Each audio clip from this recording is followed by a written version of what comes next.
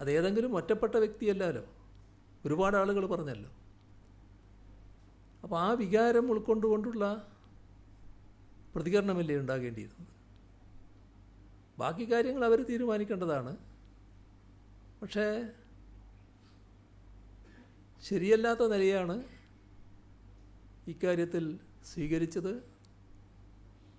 രാഷ്ട്രീയത്തിന് അവമാനം വരുത്തി വെച്ചതാണ്, പൊതുപ്രവർത്തകർക്ക് അവമാനം വരുത്തി വെക്കുന്നതാണ്. അത്തരമൊരാളെ വഴിവിട്ട് ന്യായീകരിക്കാൻ പുറപ്പെടുന്നത് ഇത്തരം ആളുകളെ പ്രോത്സാഹിപ്പിക്കുന്ന നിലയാണ് ഉണ്ടാവുക. ഇത് ഇവിടെ ഒതുങ്ങി നിന്നാൽ നല്ലത്. ഇനി എത്ര ആളുകളിലേക്ക് വ്യാപിക്കൂ എന്നുള്ളത് എനിക്ക് ഉള്ള കാര്യങ്ങൾ കണ്ടാൽ മാത്രമേ പറയാൻ പറ്റൂ.